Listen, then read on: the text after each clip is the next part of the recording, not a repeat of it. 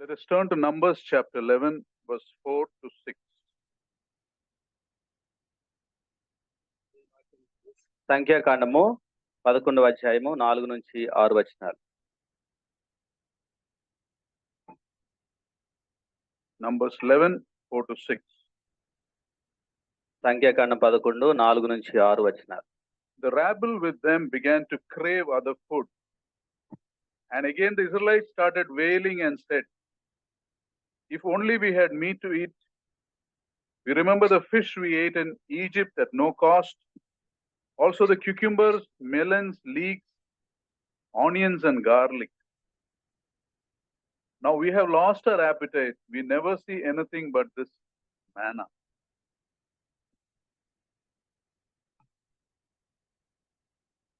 I'll ask a question before we go further. I'm sure each one of us, if I had to ask this question, can you remember a difficult person in your life? Your answer would be yes, right? ఒక ప్రశ్నతో మనం ఈ యొక్క ధ్యానం మనం ప్రారంభించుకుందాం. ఒక ప్రశ్న మిమ్మల్ని అడిగినట్లయితే, మీ జీవితంలో ఎవరైనా ఒక కఠినమైన వ్యక్తి, మిమ్మల్ని కష్టపెట్టే వ్యక్తి ఉన్నారా అని అడిగితే ఈ సమాధానము, మీ జవాబు అవును అనే ఉంటుంది. It's easy to think of a difficult person. ఒక కఠినమైన వ్యక్తిని గురించి Remember, when you ask a question like that, ఒక కఠినమైన వ్యక్తిని గుర్తించటము ఎంతో తేలికైన పనే మన జీవితంలో. Because difficult people are everywhere. We live in a sinful world, so they are everywhere. ఎందుకంటే పాపంతో నిండిన సమాజంలో మనం జీవిస్తున్నాం కాబట్టి కష్టపెట్టే వ్యక్తులు ప్రతి చోట మనకి తారసపడతారు. It can be a colleague, మన యొక్క తోటి పనిచేసే వ్యక్తి కావచ్చు, who takes credit for all that you have done. నువ్వు చేసిన దాన్ని అంతటిని తన మెప్పు కోసం ఉపయోగించుకుంటూ ఉంటాడు. It can be a superior who pushes you with unreasonable demands. లేదంటే ఎటువంటి కారణాలు లేకుండానే నిన్ను ఒత్తిడికి గురి చేసే నీ పైన అధికారి కావచ్చు. It can be an in-laws who's always looking at what you are doing. లేదా నువ్వు ఏం చేస్తున్నావు అని కనిపెడుతూ ఉండే నీ యొక్క భాగస్వామి తరపు వ్యక్తులు కావచ్చు. It can be a spouse who tries to find fault in almost everything you do. లేదా నువ్వు చేసే ప్రతి దాంట్లో ఏదో ఒకటి తప్పు పట్టుకునే నీ యొక్క భాగస్వామి కావచ్చు. And when they talk with a sharp and biting tongue. వాళ్ళు నిన్ను ఎంతగానో బాధ పెట్టే పదునైన నాలుగుతో మాట్లాడుతూ ఉంటారు. Or it can be an oversensitive friend who's nice one moment, then they go cold another moment. లేదా కొన్నిసార్లు ఎంతో అతి సున్నితమైన స్నేహితులు కావచ్చు, ఒకసారేమో సంతోషంగా ఉంటారు, ఒకసారేమో ఎటువంటి చలనం లేకుండా ఉంటారు. Because he or she felt bad at something you said which you don't even remember. ఎందుకంటే అతి చిన్న మాటలు నువ్వు చెప్పినప్పుడు వాటికి కూడా వాళ్ళు ఎంతగానో బాధపడుతూ ఉంటారు. Or the difficult person can be an elderly person in your life who's dependent on you, but he keeps pushing the right buttons to irritate you. లేదా ఆ కఠినమైన వ్యక్తులు నీ జీవితంలో ఉన్న కొంతమంది వృద్ధాప్యంలోకి వెళ్ళిన వాళ్ళు కావచ్చు, వాళ్ళు ఎప్పుడు నిన్ను విసిగించడానికి ప్రయత్నించే వాళ్ళుగా ఉండొచ్చు. Or you can be a young mother and the difficult person will be your little child who does not want to leave you. లేదా నువ్వు ఒక యవన తల్లిగా ఉంటే ఎప్పుడు నీ మీద ఆధారపడుతూ నిన్ను ఏమాత్రం ఒక క్షణం కూడా విడిచిపెట్టని చిన్న బిడ్డలు కూడా కఠినమైన వారిగా ఉండొచ్చు. So you see, the point is difficult people are everywhere. What do we do with them? కాబట్టి కఠినమైన వ్యక్తులు మన జీవితంలో ప్రతి చోట తారసపడుతూనే ఉంటారు, కానీ వారి పట్ల మనం ఎలా జరిగించాలి? Our natural tendency is, if possible, to run away. సహజంగా మన ఆలోచన ఎలా ఉంటుందంటే వారి నుంచి తప్పించుకొని పారిపోవాలని అనిపిస్తుంది. Our natural tendency is to avoid them as far as possible. సహజంగా సాధ్యమైనంత వరకు వాళ్ళని మనం దూరంగా పెట్టాలని అనుకుంటూ ఉంటాం. But what does God want us to do? అయితే దేవుడు మన ఎడల ఏం తలంచుతూ ఉన్నాడు? Moses was leading a group of difficult people. మోషే కఠినమైన ఒక జన సమూహాన్ని నడిపిస్తూ ఉన్నాడు. Even after rescuing them from slavery and leading them safely away from the Egyptians, they were not happy with Moses. ఆ యొక్క బానిసత్వపు శృంఖలాల నుంచి విడిపించి ఒక క్షేమకరమైన స్థలానికి వాళ్ళని నడిపిస్తున్నప్పటికీ కూడా వాళ్ళు ఏమాత్రం కూడా మోషే మీద సంతృప్తి కలిగిలేరు. Instead of being grateful for their new freedom, they were first complaining of the type of food they had to eat. వాళ్ళు కృతజ్ఞత కలిగి ఉండటానికి బదులుగా వాళ్ళ యొక్క ఆహారం విషయంలో ఫిర్యాదు చేస్తూ ఉన్నారు. They remember the fish and the onions that they ate in Egypt. ఆ యొక్క ఐగుప్తులో వాళ్ళు తిన్న ఉల్లిపాయల్ని, కీరకాయల్ని జ్ఞాపకం చేసుకుంటూ ఉన్నారు. They forgot that their children were being slaughtered in Egypt. ఆ యొక్క ఐగుప్తులో వాళ్ళ యొక్క పిల్లలు చనిపోయారన్న సంగతి విషయం మర్చిపోయారు వాళ్ళు. Elsewhere in Numbers 20, verse 2, they are grumbling about not having enough water and wishing that they died in Egypt. అలాగే సంఖ్యాకాండం 20వ అధ్యాయం 2-3 వచనాలలో ఆ యొక్క నీరు లేనప్పుడు ఆ ఐగుప్తులోనే మేము చనిపోయి ఉంటే బాగుండేది అంటున్నారు. In another place, they wanted to choose another leader to go back to Egypt. ఇంకొకసారి అయితే ఒక నాయకుడిని ఏర్పరచుకొని తిరిగి ఐగుప్తు దేశానికి వెళ్ళాలని కూడా వాళ్ళు ఆలోచన చేశారు. Numbers 14:3, you see that. సంఖ్యాకాండం 14:3-4 చూస్తాం. And Moses' own siblings, brother, sister, Aaron and Miriam were speaking against him. అలాగే మోషే యొక్క సొంత తోబుట్టువులైన అహరోను మిరియాము కూడా మోషే మీద సనిగారు. In Numbers 12:2, they are speaking, has God spoken only through Moses? Hasn't he spoken through us?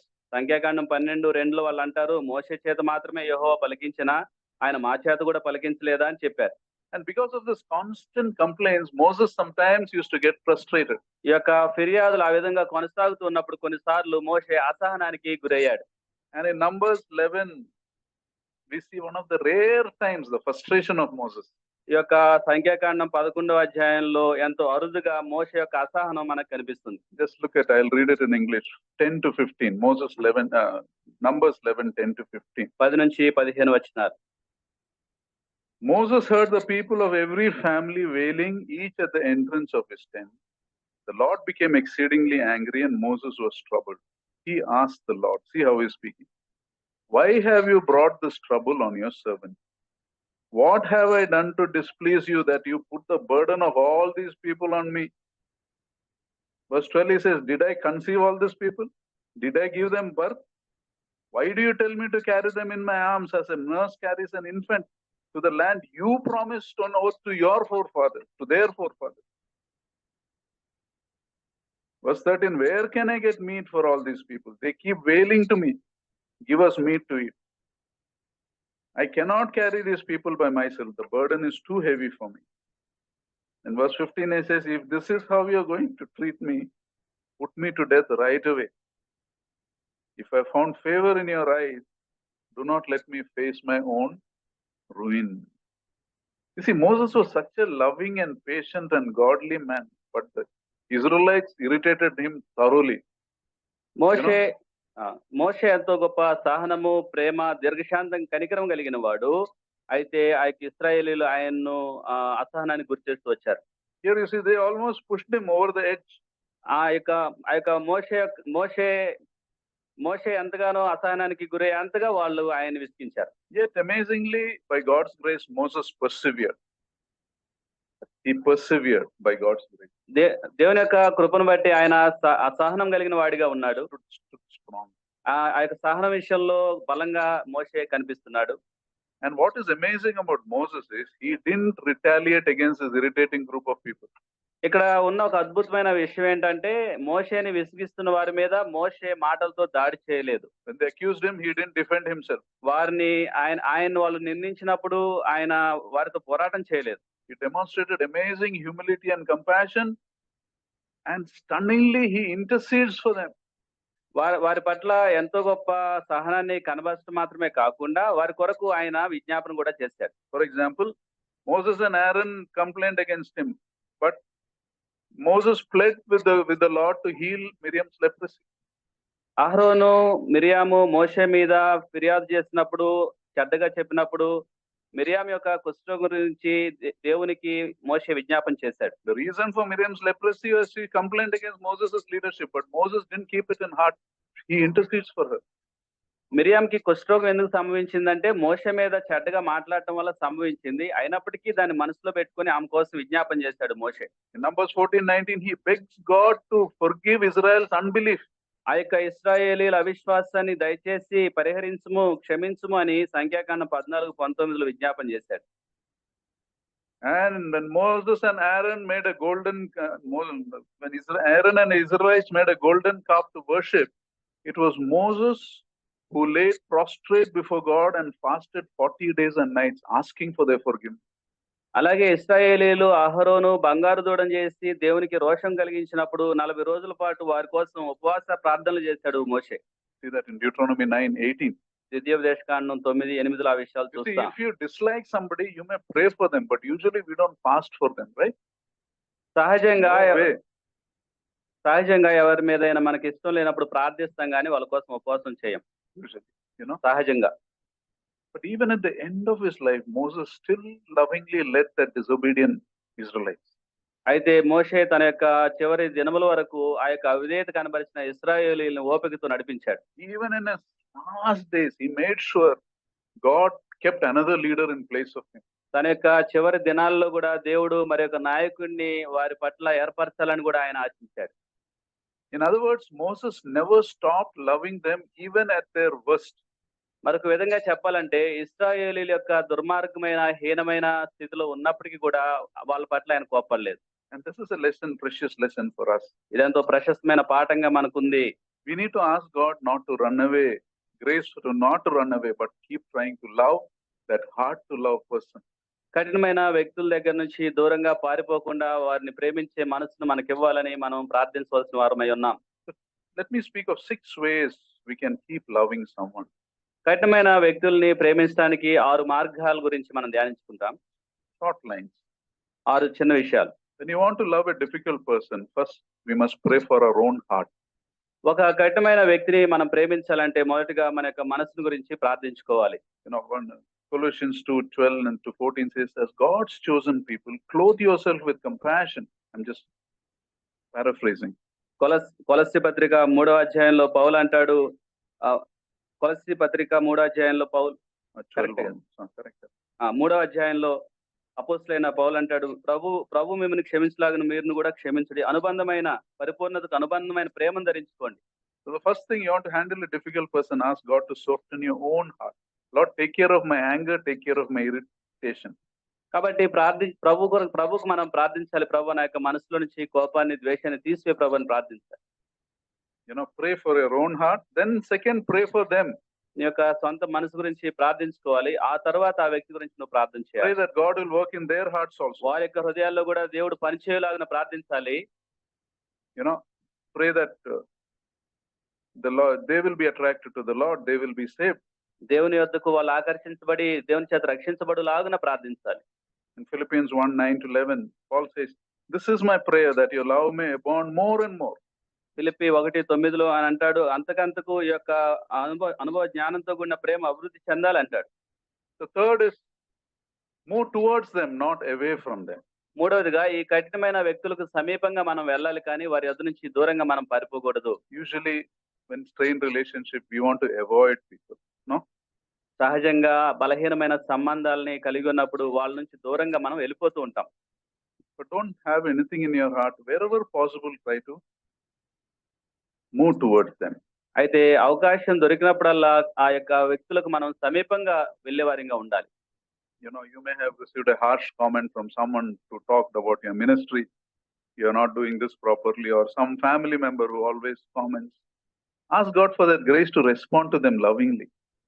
ఏదైనా పరిచర్య నువ్వు చేస్తున్నప్పుడు ఆ పరిచర్య మీద నువ్వు ఏదైనా ఒక నిందని పొందుకున్నప్పుడు కానీ, నీ కుటుంబ విషయాలు ఎవరైనా ఒక నింద మోపినప్పుడు కానీ, ఆ యొక్క విషయాల్లో నువ్వు ఎంతో ప్రేమతోటి వారిని సమీపించే వారిగా ఉండాలి. Possible, meet them over coffee or send them a text. సాధ్యమైతే వారితో కలిసి ఆ యొక్క తేనీటి పానీయాన్ని పంచుకోవటానికి కానీ, లేదా ఒక సందేశం పంపించడానికి ప్రయత్నించాలి. Find specific way that you can bless them. ప్రత్యేకంగా నువ్వు వారిని ఆ విధంగా ఆశీర్వదించవచ్చు. That's the fourth way. Specific ways you think of how tell them you're praying for them. అదే అలాగే సాధ్యమైనప్పుడు వారి కొరకు నువ్వు ఎలా ప్రార్థన చేస్తున్నావో తెలియజేయవచ్చు. And fifth and most important is give them grace just as God gave you grace. మరొక మార్గం ఏంటంటే దేవుడు నీకు కృపణిస్తున్నట్లుగా కనికరిస్తున్నట్లుగా నువ్వు కూడా వాళ్ళకి కనికరాన్ని పంచొచ్చు. John 13:34 says, love as I have loved you. ప్రభు అంటాడు యోహాను సువార్తలో, నేను మిమ్మల్ని ప్రేమించిన ప్రకారం మీరును ప్రేమించండి అంటాడు. We saw in the worship, the Lord loved us while we were still his enemies, while we were still rebellious. ఆరాధనలో మనం చూసాం, ఆయనకి ఎంతో తిరుగుబాటుతనంతో విరోధులుగా ఉన్నప్పుడు ఆయన మనల్ని కనికరించాడు. Ask God for that grace. I want to practice a little on that person. ప్రభు ఆ కృపని నా ఎడల మీరు చూపిన ఆ కృపని నేను అభ్యాసం చేయాలనుకుంటున్నాను, నాకు సహాయం చేయండి అని మనం ప్రార్థించాలి. And sixth, realize you too may be a difficult person in someone's life. ఇక చివరిగా నువ్వు కూడా ఒకరి జీవితంలో ఒక కఠినమైన వ్యక్తిగా ఉన్నావు అనే గ్రహింపులోనికి నువ్వు రావాలి. You have to give a self check to understand, are you a thorn in somebody else's flesh? నిన్ను నువ్వుగా పరీక్షించుకోవాలి. ఎవరి జీవితంలోనైనా నువ్వు ఒక ముళ్ళుగా ఉన్నావేమో అని చూసుకోవాలి. For example, if you have a habit of telling negative about almost everything. You may be a difficult person also. ఒకవేళ నీ జీవితంలో ప్రతి విషయం గురించి ప్రతికూలంగా నెగిటివ్ గా మాట్లాడే వ్యక్తిగా ఉంటే నువ్వు కూడా ఒక కఠినమైన వ్యక్తివే. If you think that you're always right and the other person is always wrong, you can be a difficult person. నువ్వు ఎల్లప్పుడూ సరిగా ఉన్నాను అనుకుని ఇతరులే సరిగా లేరు అని అనుకుంటున్నావా అయితే నువ్వు కూడా కఠినమైన వ్యక్తివే. If you're a person who's too difficult to please, then you're a difficult person. అసలు నేను సంతోష పెట్టడమే చాలా కష్టమైన పని అయితే నువ్వు కఠినమైన వ్యక్తిగా ఉన్నావని అర్థం. If you argue about everything, even when there is no reason, then be careful. You may be a difficult person. ఎటువంటి కారణం లేకుండానే ఒక వాగ్వాదానికి నువ్వు వాగ్వాదం పెట్టుకునే వ్యక్తివే అయితే నువ్వు ఒక కఠినమైన వ్యక్తిగా ఉన్నావు. Some people disturb things that are going smoothly also. కొంతమంది మృదువుగా వెళ్తున్న విషయాలను కూడా గందరగోళానికి గురి చేస్తుంటారు. If given a choice, people would rather not speak to you. That means you're a difficult person. అవకాశం ఇచ్చినా కూడా వాళ్ళు నీతో మాట్లాడటం లేదు అని అంటే నువ్వు కఠినమైన వ్యక్తివనే అర్థం. If you're behaving as if you can read everybody's mind, why he said like this, why they said like this, you're a difficult person. అందరి గురించి నాకు తెలుసు అని అంటున్నావా అయితే నువ్వు కఠినమైన వ్యక్తివే. You know, if you never have had to say sorry in your life, you're a difficult person. నీ జీవితంలో నన్ను క్షమించు అనే మాట ఇతరులతో చెప్పడానికి ఎంతో బాధపడుతూ ఉంటే నువ్వు కఠినమైన వ్యక్తివి. Also, a difficult person, when he's not well, they won't be cooperative. They'll make, to those who are taking care of them, they'll trouble them so much. ఈ కఠినమైన వ్యక్తులు ఎలా ఉంటారంటే వాళ్ళ పట్ల శ్రద్ధ తీసుకునే వాళ్ళని మరింతగా బాధ పెట్టే విధంగా వాళ్ళ ప్రవర్తన ఉంటుంది. We have to ask ourselves a question. If I was unwell and I want somebody to take care of me, would I choose someone like me? ఒక ప్రశ్న మనం కలిగి ఉన్నాం. నాకు If I was unwell and I needed someone to take care of me, నాకు ఆరోగ్యం బాగలేదు, నన్ను ఎవరైనా శ్రద్ధ తీసుకోవాలని నేను అనుకుంటున్నాను. would I like someone with my attitudes to take care of me? నా వంటి మనసే కలిగి నా పట్ల శ్రద్ధ తీసుకోవాలి అని నువ్వు అనుకుంటున్నావా? పోయింది. Okay. నాలాంటి వాళ్ళే నాకు సహాయం చేయాలనుకుంటున్నావా? No. If such a person was someone you know, okay, leave it there. You know? Let's put it other way. Yeah. If you tell your wife that if our son or daughter marries someone like me, would you be happy? If you ask her. నీకు ఒక కుమారుడు గాని కుమార్తె గాని ఉన్నారు. వాళ్ళు వివాహ సమయంలో నీలాంటి వ్యక్తిని వివాహం చేసుకుంటే సంతోషంగా ఉంటారని నువ్వు అనుకుంటున్నావా? Ask your wife, would she be happy? నీ బిడ్డలు సంతోషంగా ఉంటారా అనే ప్రశ్నించుకోవాలి. You see, sometimes as we grow old, when you are young, we are okay. But as we grow old as believers, we become very grumpy, very irritating. We become very difficult people to speak to. యవనస్తులుగా విశ్వాసంలో ఉన్నప్పుడు మనం సంతోషంగానే ఉంటాం కానీ మనం వృద్ధాప్యంలోకి సంవత్సరాలు గడిచే కొద్దీ మనం విసిగించే వారిగాను బాధ పెట్టేవారిగాను ఉండగలము. You know, God's grace is no longer working in their lives. అటువంటి వ్యక్తుల జీవితాలలో దేవుని యొక్క కృపకి ఏమాత్రం కూడా పనిచేసేదిగా ఉండదు. You know, the word of grace is a word called charis. Charis means a charming person. కృప అనే మాట యొక్క చారిస్ అనే మాట నుంచి స్వీకరించబడింది. దాని యొక్క అర్థం ఏంటంటే మనోహరము, charm.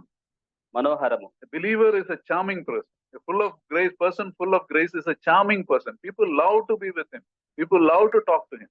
కృపా సహితమైన విశ్వాసి మనోహరమైన విశ్వాసిగా ఉంటాడు. ఆ వ్యక్తితో మనుషులందరూ ఎల్లప్పుడూ కూడా మాట్లాడాలని అనుకుంటూ ఉంటారు. There is a certain loveliness in Christian life. ఆ యొక్క మంచి క్రైస్తవ జీవితంలో ఎంతో ప్రియమైన విషయాలు దాగి ఉంటాయి. It is not about tolerating sin or casualness, but it is being charming in the way you behave.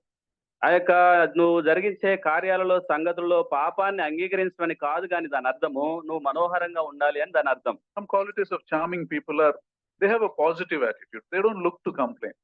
ఈ యొక్క మనోహరంగా ఉండే విశ్వాసులలో కనిపించే ఒక లక్షణం ఏంటంటే వాళ్ళు ఎప్పుడు కూడా అనుకూలమైన విషయాలే మాట్లాడుతూ ఉంటారు కానీ ప్రతికూలమైన మాట్లాడరు. You can correct a person's sin, that is all right, but you know they are not, the tendency is not to complain. Their tendency is to solve a problem.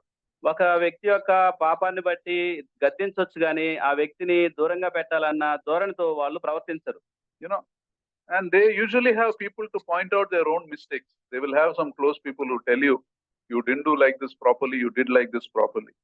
అలాగే ఈ యొక్క మనోహరంగా ఉండే ఈ యొక్క విశ్వాసులు వారికి సలహాలు ఇచ్చి వాళ్ళని సరిచేసే స్నేహితుల్ని కూడా కలిగి ఉంటారు. వాళ్ళు సరిచేసినప్పుడు వాళ్ళు ఏమాత్రం బాధపడరు. The charming person does not react impulsively. He doesn't tell what comes into his mind. He will look to speak in a friendly way. ఈ యొక్క కృపతోటి మనోహరంతో నిండిన ఈ యొక్క విశ్వాసి they will look to speak in a friendly way. ఒక ఒక సన్నిహితంగా మృదువుగా మాట్లాడటానికి ప్రయత్నిస్తుంటారు కానీ వాళ్ళకి ఏది తోస్తే అది మాట్లాడరు వాళ్ళు. They praise others. When they praise, it will be a genuine praise, not a flattering praise. అలాగే ఈ యొక్క కృపతో నిండిన విశ్వాసులు మెచ్చుకునేటప్పుడు కావలసిన విషయాలు మాత్రమే చెప్తారు కానీ అనవసరమైన పొగడ్తలు చేయరు. They make a person feel as if they are important. వాళ్ళు ఎంత ప్రాముఖ్యమైన వాళ్ళు తెలియజేసేలాగిన మనుషులతో మాట్లాడతారు. People find it easy to come to them. అటువంటి వ్యక్తుల దగ్గరికి ఇతరులు చాలా తేలికగా రాగలరు, ధైర్యంగా రాగలరు. Many of you know Mr. Kumai, Mr. Subja, right? మన యొక్క విశ్వాసంలో ఉన్న కుమాయ్ అంకుల్ వాళ్ళు తెలుసు మీకు. They come from Japan, a much better country. They are coming to serve in our country. వాళ్ళ యొక్క జపాన్ దేశం నుంచి ప్రభు సేవ నిమిత్తమై పరిచర్య విషయమై మన యొక్క దేశానికి వచ్చి పరిచర్య చేస్తారు. They enjoy better health if they are there. వాళ్ళు అక్కడ ఉంటే వాళ్ళకి మంచి ఆరోగ్యం కలిగి ఉంటారు అక్కడ. But when you speak to them, they make you feel as if you are so important. నువ్వు వాళ్ళతో మాట్లాడుతూ ఉన్నప్పుడు నీకు ఎటువంటి అనుభూతి కలుగుతుందంటే నువ్వేదో ఒక ప్రాముఖ్యమైన వ్యక్తివి అన్నట్లుగా నీతో మాట్లాడతారు. A person full of God's grace he has a charm that attracts others to the Lord. దేవుని యొక్క కృపతో నిండిన వ్యక్తి మనుషుల్ని ఆకర్షించే మనోహరాన్ని కలిగి ఉంటాడు. Let us turn to Philemon 18-20. ఫిలోమోనుకు రాసిన పత్రిక 18వ అధ్యాయం చూస్తాం, 18వ వచనం చూస్తాం. Philemon 18-20. 18 నుంచి 20 వచనాలు. I'll read it. If he has done you any wrong or owes anything, charge it to me. I, Paul, am writing this with my own hand. I will pay it back, not to mention that you owe me your very self. I do wish, brother, that I may have some benefit from you in the Lord. Refresh my heart in the Lord Jesus Christ. The background of this is Onesimus is a slave who ran away from his master Philemon. ఈ యొక్క మాటల వెనుక నేపథ్యం మనం చూసినట్లయితే ఒనేసిము అనే ఒక దాసుడు ఫిలెమోను అనే ఒక యజమాని నుంచి పారిపోయాడు. Now this Philemon is saved in Paul's ministry. ఈ యొక్క ఫిలెమోను అపోస్తులైన పౌలు పరిచర్యలో రక్షించబడ్డాడు. And Onesimus ran away as an unbeliever. ఈ యొక్క ఒనేసిము ఒక అవిశ్వాసిగా పారిపోయాడు. And there he meets Paul in Rome.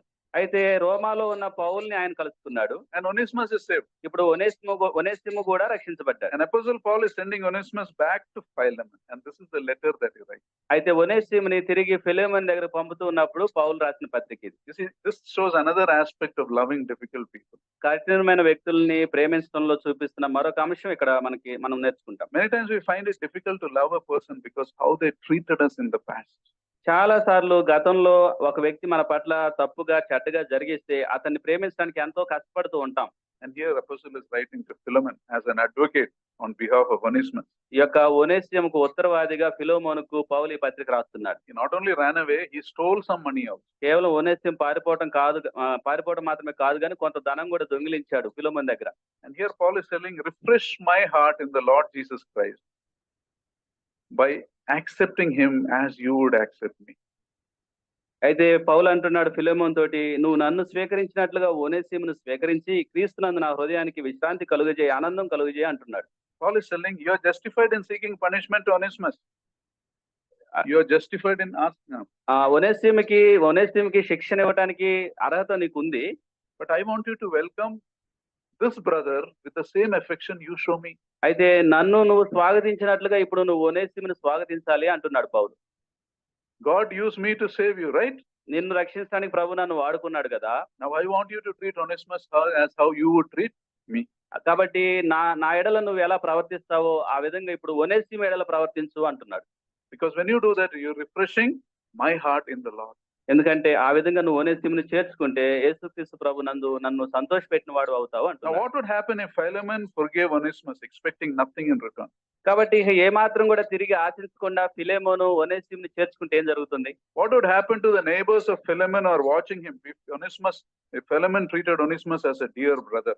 ఇప్పుడు ఆ విధంగా ఎంతో బాధ పెట్టిన ఒనేసిముని ఒక ప్రియమైన సహోదరుడిగా ఫిలెమోను చేర్చుకుంటే ఫిలెమోనుని ఆ యొక్క అబ్జర్వ్ చేస్తున్న వాళ్ళందరి యొక్క మనసుల్లో ఏం జరుగుతుంది? They would be amazed at his forgiveness, right? ఆ గొప్ప క్షమాపణ చూసి వాళ్ళంతా కూడా గొప్ప ఆశ్చర్యానికి గురవుతారు. And what would happen if in response to that behavior, these neighbors come to the Lord Jesus Christ? That is what he's asking. కాబట్టి పౌలు ఇప్పుడు ఏం ఆశిస్తున్నాడంటే ఫిలెమోను ఆ విధంగా ప్రతిస్పందిస్తే ఫిలెమోనును చూస్తున్న వాళ్ళందరూ కూడా ప్రభు దగ్గరకు వస్తారు అని ఆశిస్తున్నాడు. See, how we treat a difficult person can affect the spiritual life of someone who's watching us. ఒక కఠినమైన వ్యక్తి పట్ల మనం చూపించే ప్రతిస్పందన మనల్ని చూస్తున్న వారి యొక్క ఆత్మీయ జీవితాలను ఏ విధంగా ప్రభావితం చేస్తుంది? Every time we react wrongly, the effects of the reaction will be seen. ప్రతిసారి మనం చెడ్డగా ప్రతిస్పందిస్తూ ఉన్నప్పుడు దాని యొక్క ప్రభావాలు మన చుట్టూ చూస్తున్న వారి హృదయాల్లోనికి చొచ్చుకొని పోతాయి. And that becomes a hindrance to the gospel you share. అలాగే నీవు పంచుకుంటున్న సువార్తకు అదొక ఆటంకంగా మారిపోతుంది. Same way our wonderful, our good and holy behavior also is contagious. అదే విధంగా మన యొక్క పరిశుద్ధమైన జీవితం కూడా ఎంతో కాలుష్యంగా మారిపోతుంది. It spreads into the hearts of those who are watching you. మనల్ని చూస్తున్న వారి యొక్క హృదయాల్లోనికి అది వ్యాప్తి చెందుతుంది. Or take our children.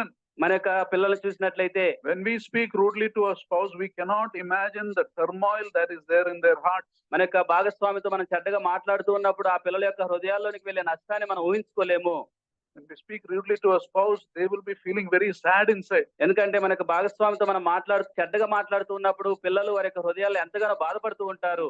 Similarly, when we show gentleness and respect, that is a great healing effect on the children. అదే విధంగా గొప్ప దయను కనికరంతో మన యొక్క మాటల్లోంచి మాట్లాడినప్పుడు వారి యొక్క హృదయాలను అవి ఎంతగానో స్వస్థపరుస్తూ ఉంటాయి. We give costly gifts to our children, right? మనం ఎంతో విలువైన బహుమానాలని పిల్లలకి ఇస్తూ ఉంటాం కదా. But remember, the greatest gift a father can give his children is to love their mother. అయితే ఒక తండ్రి తన పిల్లలకి ఇచ్చే అతి గొప్ప అత్యంత విలువైన ఖరీదైన బహుమానం ఏంటంటే వారి యొక్క తల్లిని ఆ తండ్రి ప్రేమించడం. Mother also must respect and love the father. తల్లి కూడా తండ్రిని గౌరవించి ప్రేమించాలి. The knowledge that the father and mother love each other makes the children feel secure. ఆ యొక్క తల్లిదండ్రులు ఆ విధంగా ఒకరినొకరు ప్రేమించుకునే ఆ జ్ఞానం పిల్లల్ని గొప్ప భద్రతా భావంలోనికి నడిపిస్తుంది. Every time you speak rudely, it makes them sad. It breaks their heart. ప్రతిసారి నువ్వు కఠినంగా మాట్లాడుతూ ఉంటే వారి యొక్క హృదయాలు ఎంతగానో నొచ్చుకుంటూ ఉంటాయి. If only we could see what is going on in their minds, we will behave very differently. వారి యొక్క హృదయాలు ఏ విధంగా తిప్పివేయబడుతున్నాయో నువ్వు చూడాలనుకుంటే వారి ప్రవర్తనే దాన్ని తెలియజేస్తుంది. If we can see the great harmful effects of our sin and disobedience, we will be different in the way we live our life. ఎప్పుడైతే మన యొక్క పాపం యొక్క పర్యవసానాలని మనం ఎప్పుడైతే లోతుగా గమనిస్తామో అప్పుడు మనం కొంత ఉన్నతంగా ప్రవర్తించే వారంగా ఉంటాం. But we don't see it. It happens under the surface. ఒకవేళ ఆ విధంగా చూడకపోతే అది క్రింద ప్రాకుతూ ఉంటుంది, వ్యాప్తి చెందుతూ ఉంటుంది. Sometimes you cannot see it on their faces. Sometimes you can. కొన్నిసార్లు దాన్ని పైపైన మనం చూడలేము, ఏదో కొన్నిసార్లు చూడొచ్చేమో బహుశా. We cannot imagine even a fraction of what God can do our lives if we behave in love. మనం ప్రేమలో ప్రవర్తించినట్లయితే దేవుడు ఏం చేయగలడో మనం పూర్తిగా తెలుసుకోలేము. You know, one way Satan tempts us into acting in rude ways is by convincing us there's not much consequence. No one will feel bad. సాతాను మనల్ని పాపంతో ప్రవర్తించాలని, పాపంలో నడిపించాలని చూస్తున్నప్పుడు అప్పుడు ఎవరికి కూడా అది చెడ్డగా ఉండకపోవచ్చు. He will tell you nothing much will happen. సాతాను నీతో చెప్తుంది, నువ్వు పాపం జరిగిస్తూ పాపం మాట్లాడుతుంటే ఎవరికి ఏం కాదులే అని చెప్తుంది. How much damage can one little lack of love do? కొంత ప్రేమ లేకుండా నువ్వు మాట్లాడితే ఏం కాదులే అని చెప్తుంది సాతాను. Always remember, our personal holiness of how we love God and others carries a stunning power to refresh the hearts of people who are watching. మనం ఎప్పుడైతే ఆ యొక్క ప్రేమతోటి దీనత్వంతో మన చుట్టూ ఉన్న వారితో మాట్లాడుతూ ఉంటామో మనం చూస్తూ ఉన్న వారి యొక్క హృదయాల్లోనికి ఎంతో గొప్ప శక్తితోటి ఆ యొక్క మార్పు చోటు చేసుకుంటుంది. In other words, God gives every believer a stunning power to refresh the world by his behavior.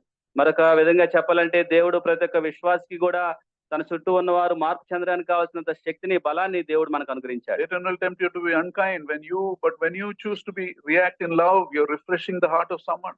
నువ్వు నిర్దయగా ప్రవర్తించాలని సాతాను నిన్ను శోధిస్తూ ఉండొచ్చు, కానీ నువ్వు దయతో ప్రవర్తించినప్పుడు నీ చుట్టూ ఉన్నవారు మార్పు చెందుతారు. When you are justified in being angry with someone, but you choose to die for yourself and honor God, you're refreshing someone. నువ్వు కోపడటానికి తగిన అర్హత ఉన్నప్పటికీ కూడా కోపడకుండా నీ కోపాన్ని అణిచివేసుకున్నట్లయితే అది ఇతరుల యొక్క హృదయాలను మార్చేదిగా ఉంటుంది. We cannot imagine how many seeds you will plant in God's kingdom because you reacted in the right way. నువ్వు సరి అయిన మార్గంలో ప్రవర్తించినప్పుడు ఎన్ని దేవుని రాజ్య విత్తనాలను విత్తుతావో నువ్వు గ్రహించుకోలేవు. You know, our consequence of our response is further and much deeper than you can imagine. మన యొక్క ప్రవర్తన యొక్క పర్యవసానాలు మనం ఊహించే వాటికంటే లోతుగాను అవి అంత విస్తారంగాను ఉంటాయి. You know, it is easy to cut out a troublesome person from our life. Just avoid them at the best. మన యొక్క జీవితంలో ఓ కఠినమైన వ్యక్తిని దూరంగా పెట్టడం అనేది ఎంతో తేలికమైన పని. But if you want to imitate your patient and loving Savior, we will bear with each other. We will help each other. అయితే ప్రభువైన యేసు వారిని మనం వెంబడిస్తున్నామని చెప్పుకుంటూ వెంబడిస్తూ ఉంటే మనం ఒకరినొకరం భరించుకునే వారమై ఉండాలి. Remember, difficult people are everywhere. కఠినమైన వ్యక్తులు లోకంలో సమాజంలో ప్రతి చోట ఉంటారు, గుర్తుంచుకోవాలి. Also remember, they are kept intentionally by God. దేవుడు ఉద్దేశపూర్వకంగానే వారిని మన జీవితాల్లో నియమించాడు అని గుర్తుంచుకోవాలి. They are the people God keep in our lives to move forward in spiritual maturity. ఆధ్యాత్మికంగా ఆత్మీయంగా ఓ ఆత్మీయ పరిణతిలోనికి మనం ప్రవేశించాలని ప్రభు ఉద్దేశించారు. When Shimei treats David badly in 1 Samuel 16:11, ఆ యొక్క మొదటి సమూయేలు 16వ అధ్యాయంలో ఆ యొక్క షిమీ అనే వ్యక్తి దావీదు పట్ల కఠినంగా మాట్లాడినప్పుడు David, instead of killing him, tells his men, leave him alone. He is cursing because the Lord has enabled him to curse. అంటాడు దావీదు తన చుట్టూ ఉన్న సేవకులతోటి, దేవుడు యెహోవాయే నన్ను శపించమని వాడికి ఆజ్ఞాపించగా మనం ఎలా వాడిని ఆపగలము అంటాడు. Maybe that the Lord will see my distress and repay me for good for the cursing that I am receiving today.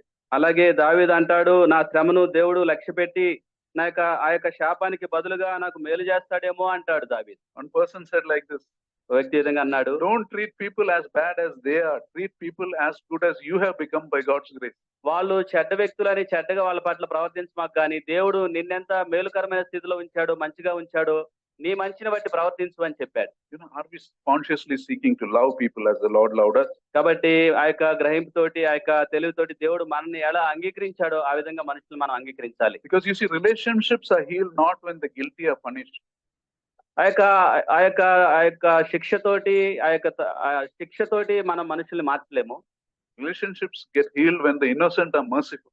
సంబంధ బాంధవ్యాలు అనేవి దీనత్వంతో తగ్గింపుతోటి ఉన్నప్పుడు అవి స్వస్థపరచబడతాయి. And what is there to be so upset of what someone did? Have we not also did wrong things to others?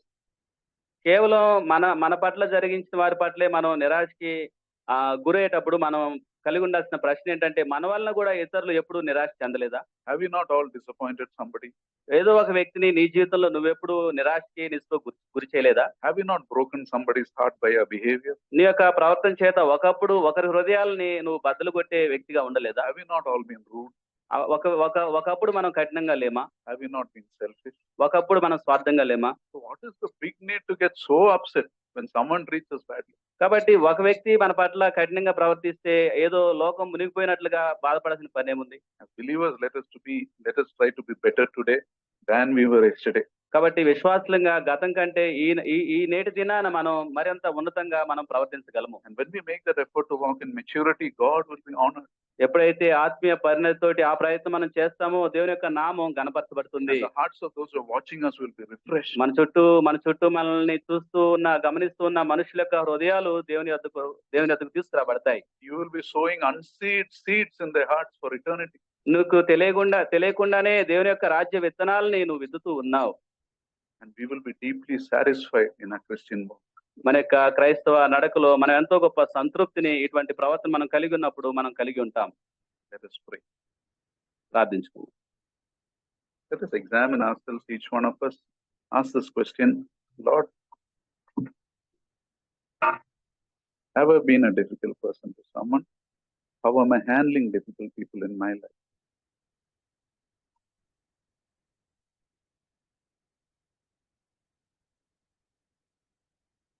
There's no need to go around sharing the gospel. Sometimes the way we decide to behave will save people around us. The way you behave, your attitude to money, your attitude to property fights, everything. And most important, you're honoring the Lord. Father, we thank you for this time you've given us. Thank you for your precious word. It is an area where we have failed so many times. I have failed so many times.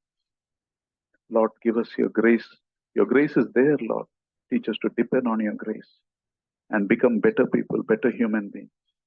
People who refresh others, Lord. Maybe be charming people, Lord. As believers, maybe not be cold people.